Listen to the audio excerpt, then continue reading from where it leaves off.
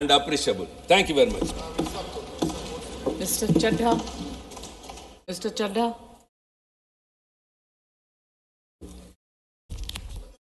क्या बीजेपी भारत देश में निष्पक्ष चुनाव खत्म करना चाहती है? क्या भाजपा की सरकार लोकतंत्र की कोई अहमियत नहीं समझती? क्या भाजपा की सरकार के लिए संवैधानिक संस्थाओं की कोई अहमियत नहीं है? क्या भाजपा सरकार हर संवैधानिक संस्था को अपनी कठपुतली बनाना चाहती है? क्या भाजपा सरकार सुप्रीम कोर्ट के फैसले की कोई सम्मान नहीं करती, उसकी कोई अहमियत नहीं समझती? ये कुछ सवाल हैं जो बिल पढ़ने के बाद मेरे जहन में आए, और वो इसलिए आए क्योंकि इस बिल के माध्यम से ये सरकार चुनाव आयोग को पूरी तरीके से अपने नियंत्रण में लेना चाहती है, यानी कि चुनाव आयोग पे पूर्ण कब्जा चाहती है। मैम, चुनाव आयोग के 3 सदस्य होते हैं, एक मुख्य चुनाव आयुक्त यानी कि चीफ इलेक्शन कमिश्नर और 2 अतिरिक्त इलेक्शन कमिश्नर्स। इनकी चयन और नियुक्ति इस बिल के माध्यम से पूरी तरीके से सरकार के हाथों में आ जाएगी, और वे जिसको चाहें, चाहे वो पार्टी का शख्स हो, यस मैन हो, पार्टी मैन हो, जिस मर्जी को चाहें वे चुनाव आयुक्त बना सकते हैं। चुनाव आयोग की हमारे देश के चुनावों में बड़ी महत्वपूर्ण भूमिका है। किसका वोट बनेगा, किसका वोट कटेगा, ये चुनाव आयोग तय करता है। किस तारीख पे चुनाव होगा, कितने चरण में चुनाव होगा, ये चुनाव आयोग तय करता है। ईवीएम मशीन कहां कहां भेजी जाएंगी, उसका नियंत्रण, उसका मैनेजमेंट, उसका योग, उसका प्रयोग, सारी चीजें चुनाव आयोग तय करता है। तो इसीलिए चुनाव आयोग एक बड़ी महत्वपूर्ण संस्था है इस देश के फ्री एंड फेयर इलेक्शंस के लिए। Ma'am, I will mince no words. This bill is going to destroy one of the few remaining independent institutions in India, that is the Election Commission, and thereby dislodge free and fair elections from India. ये bill 3 व्यक्ति या संस्था का अपमान है। पहला अपमान है सुप्रीम कोर्ट का। क्यों? क्योंकि सुप्रीम कोर्ट ने इसी साल मार्च 2 को 2 मार्च 2023 को 5 जजों की संवैधानिक पीठ ने सर्वसम्मति से एक फैसला दिया, और वो फैसला ये था कि सरकारी हस्तक्षेप, सरकार का कोई भी दखल चुनाव आयोग की नियुक्ति में नहीं होना चाहिए। ये खत्म करने के लिए हम एक समिति का गठन करते हैं। उस समिति के गठन से मुख्य न्यायाधीश को हटाकर एक कैबिनेट मंत्री को डालकर उसका संतुलन बिगाड़ने का काम और सुप्रीम कोर्ट के फैसले को पलटने का काम इस सरकार ने किया, ताकि एक ऐसी व्यवस्था बन जाए जिसमें जो शख्स ये चाहे वही चीफ इलेक्शन कमिश्नर बनेगा। ये इंसल्ट सुप्रीम कोर्ट की इसलिए है क्योंकि इसी साल के दिए गए संवैधानिक पीठ के सर्वसम्मति के 2 फैसलों को इस सरकार ने सदन के भीतर बिल लाकर बदल दिया। पहला था दिल्ली सेवा बिल, जो 8 दिन के भीतर ऑर्डिनेंस लाकर और फिर सदन के भीतर बिल लाकर बदला गया, और एक ये बिल जो 2 मार्च 2023 के सुप्रीम कोर्ट के फैसले को पलटता है और उस फैसले को पूरी तरीके से रिवर्स करने का काम करता है। मैं आपको यह बताना चाहूंगा कि यह सरकार इस बिल के माध्यम से एक प्रकार से सुप्रीम कोर्ट को खुली चुनौती दे रही है कि आपको जो फैसला देना है दीजिए, अगर हमें पसंद नहीं आएगा हम बिल लाकर उस फैसले को पलट देंगे। दूसरा इंसल्ट या अपमान इस बिल के माध्यम से चीफ जस्टिस ऑफ इंडिया का है। सुप्रीम कोर्ट का फैसला कहता है कि चयन समिति के 3 सदस्य होंगे, माननीय प्रधानमंत्री जी, माननीय नेता प्रतिपक्ष यानी कि लीडर ऑफ ऑपोजिशन, और 3rd chief justice of India. इन 3 मेंबरी समिति में से इस बिल के माध्यम से सरकार ने चीफ जस्टिस ऑफ इंडिया को हटा दिया और एक कैबिनेट मंत्री को उनकी जगह बिठा दिया। चीफ जस्टिस ऑफ इंडिया से इतना परहेज कि साफ तौर पे उन्हें इस समिति से हटाने के लिए इस बिल को लाया गया। मैं सरकार को याद कराना चाहूंगा कि समय समय पर इलेक्टोरल रिफॉर्म्स के लिए इस देश में कमेटियां बनी, और अधिकांश कमेटियों ने यह फैसला दिया, यह रिपोर्ट दी, यह सजेशन दिया कि समिति के भीतर चीफ जस्टिस ऑफ इंडिया यानी कि इस देश की न्यायमूर्ति को जरूर होना चाहिए, चाहे वो तारकुंडे कमेटी हो, दिनेश गोस्वामी कमेटी हो, वोरा कमेटी हो, इंद्रजीत गुप्ता कमेटी हो, जीवन रेड्डी कमेटी हो, या फिर इसी सरकार की लॉ कमीशन की रिपोर्ट हो। तीसरी इंसल्ट इस बिल के माध्यम से भाजपा सरकार एक ऐसे शख्स की कर रही है जो व्यक्ति भाजपा का संस्थापक थे, जो व्यक्ति आज भी भाजपा के मार्गदर्शक हैं, जो व्यक्ति भाजपा के भीष्म पितामह के नाम से जाने जाते हैं, वो व्यक्ति जो भारत देश के पूर्व प्रधानमंत्री रहे, यानी कि लालकृष्ण आडवाणी जी, पूर्व उप प्रधानमंत्री रहे। मैम, 2 जून 2012 को, और मैं राज्यसभा के पटल पे इस लेटर को रखूंगा, 2 जून 2012 को माननीय लालकृष्ण आडवाणी जी ने उस समय के प्रधानमंत्री डॉक्टर मनमोहन सिंह को पत्र लिखकर कहा कि चुनाव आयोग की जो भूमिका है चुनावों में बड़ी महत्वपूर्ण है, उसकी नियुक्ति पर एक बहुत बड़ा संदेह, प्रश्न चिन्ह लगा हुआ है, और उसकी नियुक्ति सरकार के हाथ में नहीं होनी चाहिए। और वो लिखते हैं, the present system whereby members to the election commission are appointed solely on the advice of the prime minister does not evoke confidence in the people. Keeping these important decisions as the exclusive preserve of the ruling party renders the entire selection process vulnerable and open to manipulation and partisanship. और वो कहते हैं कि समिति 5 सदस्यों की हो जो सीईसी की चयन करे, उनकी नियुक्ति करे, जिसमें प्रधानमंत्री हो, जिसमें लीडर ऑफ ऑपोजिशन लोकसभा हो, जिसमें लीडर ऑफ ऑपोजिशन राज्यसभा हो, जिसमें चीफ जस्टिस ऑफ इंडिया हो और कानून मंत्री हो। यानी कि 2 सदस्य सरकार के, 2 सदस्य ऑपोजिशन के और 1 न्यायपालिका के। ये समिति बड़ी अच्छी है। यानी कि अडवाणी जी भी चीफ इलेक्शन कमिश्नर की स्वतंत्रता के लिए, चुनाव आयोग की स्वतंत्रता के लिए लड़ते रहे, लेकिन इन लोगों ने अडवाणी जी को भी उनके हक की, उनके अधिकार की बात नहीं दी। आज मैं सदन में दूसरी बार लालकृष्ण अडवाणी जी के हक की, उनके अधिकार की बात मांगने के लिए खड़ा हुआ हूं। पहला जब उन्होंने दिल्ली सेवा बिल पर कहा था दिल्ली को पूर्ण राज्य का दर्जा दिया जाए, और आज जब उन्होंने कहा कि चीफ इलेक्शन कमिश्नर की नियुक्ति स्वतंत्रता से हो, निष्पक्ष तरीके से हो। आगे मैं 3 महत्वपूर्ण कारण बताना चाहूंगा मैडम, जिसके चलते ये बिल को आज मैं और मुझे लगता है समस्त विपक्ष अपोज करता है। पहला कि ये बिल पूरी तरीके से इलीगल है, गैर कानूनी है, और वो इसलिए है क्योंकि you can not reverse a supreme court judgement without changing the very basis of it. यानी कि अगर आपको सुप्रीम कोर्ट के फैसले को पलटना है तो सुप्रीम कोर्ट जिस फैसले को देते हुए जिस आधार को रेफर करता है, आपको उस आधार को बदलना पड़ेगा। आप सीधा फैसला नहीं पलट सकते। लेकिन इन लोगों ने सुप्रीम कोर्ट के फैसले की मूलभूत भावना को इस बिल के माध्यम से चोट पहुंचाने की कोशिश करी है और निष्पक्षता को चुनाव आयोग की भंग किया है। दूसरी कारण क्यों यह बिल गैर का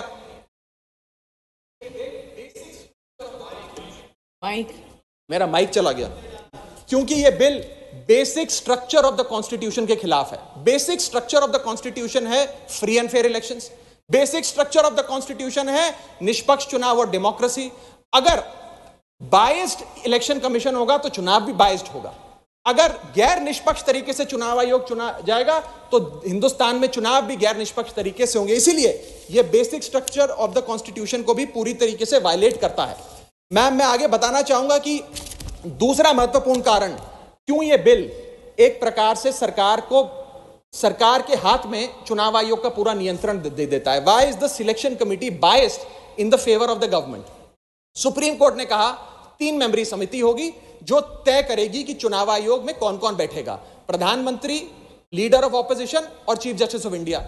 इसमें से चीफ जस्टिस ऑफ इंडिया को निकाल बाहर कर एक कैबिनेट मिनिस्टर को इसमें डालकर पूरा नियंत्रण सिलेक्शन समिति का इन लोगों ने बिगाड़ दिया, जिसके चलते आज इस समिति में सरकार के पास 2 वोट हैं। 2:1 से सारे फैसले मेजॉरिटी से सरकार ले सकती है।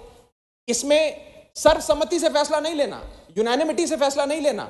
सरकार चाहे तो 2:1 से कोई भी फैसला ले सकती है। यानी कि सारा नियंत्रण, कौन मुख्य चुनाव आयुक्त होंगे, कौन चुनाव आयुक्त होंगे, यह सरकार के हाथ में आ जाता है। और यह एक ऐसी व्यवस्था बनाता है कि एक पार्टी मैन, एक यस मैन चुनाव आयुक्त बन सकता है। वो दिन भी दूर नहीं कि चाहे भाजपा अगर कल तो संबित पात्रा को चीफ इलेक्शन कमिश्नर बना सकती है मैडम। और 2:1 के रेशियो से संबित पात्रा देश के चीफ इलेक्शन कमिश्नर बन सकते हैं। आप सोचिए कि ये कितना खतरनाक होगा अगर वो चीफ इलेक्शन कमिश्नर बन गए। मैं आगे चलता हूं। पैरा 9 इस सुप्रीम कोर्ट जजमेंट का कहता है, the executive alone being involved in the appointment ensures that the commission becomes and remains a partisan body and the branch of the executive. The independence of the commission is intimately interlinked with the process of appointment. यानी कि supreme court ये कहता है कि चयन का जो पूरा प्रोसेस है वो पूरी तरीके से इलेक्शंस कैसे होंगे, फ्री होंगे कि फेयर होंगे, वो तय करता है। मैं आगे चलता हूं। 14 मिनट है मैडम, अभी तो 6 मिनट बाकी हैं। सुप्रीम कोर्ट आगे अपने पैरा 186 में हाईलाइट करते हुए कहता है, a person who is weak kneed before the powers that be cannot be appointed as the election commissioner. A person who is in a state of obligation or feels indebted to the person who has appointed him fails the nation and can have no place in the conduct of elections, forming the very foundation of our democracy. An independent person cannot be biased. It is important that the appointment must be overshadowed even by a perception that a yes man will decide the fate of the democracy and all its promises. यानी कि केवल निष्पक्ष चयन ही होना जरूरी नहीं है, निष्पक्ष चयन जनता को नजर आना भी जरूरी है। It must not only be done, it must be seen to be done. ये सुप्रीम कोर्ट बात कहता है। मैं आगे चलता हूं।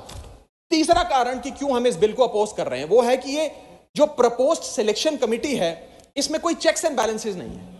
चेक्स एंड बैलेंसेस इसलिए नहीं है क्योंकि सारे फैसले तो सरकार के पक्ष में होंगे, 2 मंत्री सरकार के उसमें बैठे हैं, एलओपी को मात्र फॉर्मेलिटी के लिए इसमें बिठाया गया है, तो एक प्रकार का फिक्स्ड मैच इसमें नजर आता है। अब आप ही सोचिए, 3 मेंबरी समिति है जिसमें माननीय प्रधानमंत्री जी हैं, मान लेते हैं हमारे सदन के लीडर ऑफ ऑपोजिशन मल्लिकार्जुन खड़गे जी उसके सदस्य हैं, और 3rd मेंबर अर्जुन मेघवाल जी कानून मंत्री यहां बैठे हैं वो हैं। अब इनकी बैठक चल रही है, इसमें माननीय प्रधानमंत्री जी कहते हैं कि मैं रमेश नाम के शख्स को चीफ इलेक्शन कमिश्नर बनाना चाहता हूं। खड़गे साहब कहते हैं कि मैं रमेश को नहीं सुरेश को चीफ इलेक्शन कमिश्नर बनाना चाहता हूं। क्या अर्जुन मेघवाल जी जो इसी सरकार के कानून मंत्री हैं वो प्रधानमंत्री जी को ये कह सकते हैं कि नहीं नहीं नहीं प्रधानमंत्री जी रमेश ठीक नहीं है, खड़गे साहब ने जिसको नॉमिनेट किया है सुरेश मैं भी उसी के हक में वोट देता हूं, उसका चयन हो, वो चीफ इलेक्शन कमिश्नर बने? ये तो हो ही नहीं सकता। तो जो सरकार चाहेगी वही होगा। तो एक प्रकार से निष्पक्षता और स्वतंत्रता चीफ इलेक्शन कमिश्नर की खत्म करने का काम ये करती है। हमने बचपन में एक मुहावरा सुना था, जिसकी लाठी उसकी भैंस। तो ये पूरी तरीके से इस बिल में सिद्ध होता है कि लाठी भी इनकी, तो फिर इस कानून के माध्यम से भैंस भी इनकी। मैं आपको एक और उदाहरण के माध्यम से समझाता हूं। मान लीजिए भारत और ऑस्ट्रेलिया का क्रिकेट मैच हो रहा है, उस क्रिकेट मैच में अंपायर कौन होगा वो एक 3 मेंबर की समिति तय करेगी जो मैच कराएगी। वो 3 मेंबर की समिति में एक ऑस्ट्रेलिया के कैप्टन पैट कमिंग्स होंगे, दूसरे ऑस्ट्रेलिया के प्रसिद्ध प्लेयर डेविड वार्नर होंगे, और 3rd भारत के कप्तान रोहित शर्मा होंगे। अब ये 3 मेंबरी समिति अगर किसी अंपायर को चुनेगी तो वो अंपायर तो हमेशा ही ऑस्ट्रेलिया के साथ होगा, क्योंकि 2-1 की बहुमत ऑस्ट्रेलिया के साथ है। तो क्या निष्पक्ष मैच हो सकता है? क्या इंडिया इंडिपेंडेंट मैच खेल सकती है? ऐसा ही कुछ इस चुनाव आयोग के गठन से, इस बिल के आने के बाद इस देश में होने जा रहा है। मैं आगे चलता हूं मैडम, मुझे बोलने दीजिए। इसका माध्यम, मैडम मुझे बोलने दीजिए, मुझे डिस्टर्ब ना करें।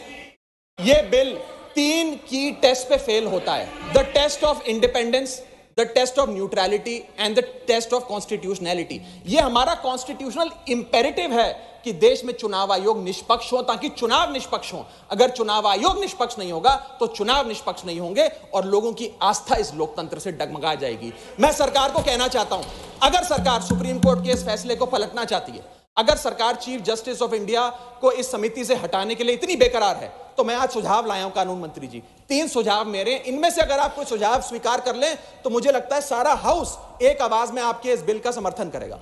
पहला सुझाव यह है, ये 3 ऑप्शन लाया हूं आपके लिए। पहला ऑप्शन यह है कि चुनाव आयोग का गठन, कौन चीफ इलेक्शन कमिश्नर होगा और कौन इलेक्शन कमिश्नर्स होंगे, इसका गठन 2 मेंबरी समिति करे, जिसमें 2 लोग हों, प्रधानमंत्री और लीडर ऑफ ऑपोजिशन, ये विपक्ष के नेता। ये 2 मेंबर्स सर्वसम्मति से फैसला ले, यूनानिमिटी से, क्योंकि 2 लोगों में मेजॉरिटी तो हो नहीं सकती, तो 2 लोग सर्वसम्मति से फैसला ले, जो भी नाम तय करेंगे हम सब मान जाएंगे। ये ऑप्शन 1। ऑप्शन 2 मैं देना चाहूंगा सरकार को, जो लालकृष्ण अडवाणी जी ने दिया था। लालकृष्ण अडवाणी जी की बात मान लीजिए, मेरी मत मानिए, आपको आम आदमी पार्टी तो पसंद नहीं, पर अपने पेट्रियार्क फाउंडिंग फादर, आपके पितामह भीष्म लालकृष्ण अडवाणी जी का फॉर्मूला ले लीजिए। 5 मेंबरी समिति, प्रधानमंत्री, कानून मंत्री, leader of opposition in Lok Sabha and Rajya Sabha और चीफ जस्टिस ऑफ इंडिया। ये 5 मेंबरी समिति एक निष्पक्ष चुनाव आयोग का चयन कर लेगी। और तीसरा ऑप्शन, अगर ये दोनों ऑप्शन आपको पसंद नहीं, तो मैं आपको वो ऑप्शन बताना चाहूंगा जो कॉन्स्टिट्यूएंट असेंबली में प्रोफेसर शिबन लाल सक्सेना ने दिया था। वो था कि जो भी नाम ये चयन समिति तय करे, वो नाम सदन के भीतर लाए जाएं और 2/3 बहुमत लोकसभा और राज्यसभा से नाम पास हो जाए, वो आदमी चीफ इलेक्शन कमिश्नर बन जाए। मैं सकारात्मक बहस कर रहा हूं, मैं ऑप्शन लाया हूं। ये इन 3 ऑप्शंस में से कोई भी ऑप्शन चुन लीजिए, सारे विपक्ष को मनाने की, एकजुट करने की जिम्मेदारी मेरी। मैं अंत में अपनी बात समाप्त करने से इतना बस कहना चाहूंगा मैडम कि ये बिल एक डे लाइट रॉबरी है हमारे देश की डेमोक्रेसी की, लोकतंत्र की। इस बिल के माध्यम से भाजपा डेमोक्रेसी को हाईजैक करना चाहती है। And I on behalf of the Aam Aadmi Party oppose this bill, vehemently oppose this bill, because this bill will ensure that India, which is today known as the mother of democracy, will tomorrow unfortunately be known as for mockery of democracy. Mother of democracy से mockery of democracy तक का सफर आप इस bill के माध्यम से तय करने जा रहे हैं। मैं हाथ जोड़कर आपसे विनती करूंगा, इस बिल को वापस लीजिए। लोगों की देश के लोकतंत्र में बहुत आस्था है, उस आस्था से खिलवाड़ करने का काम मत कीजिए। बहुत बहुत शुक्रिया। जय हिंद, जय भारत।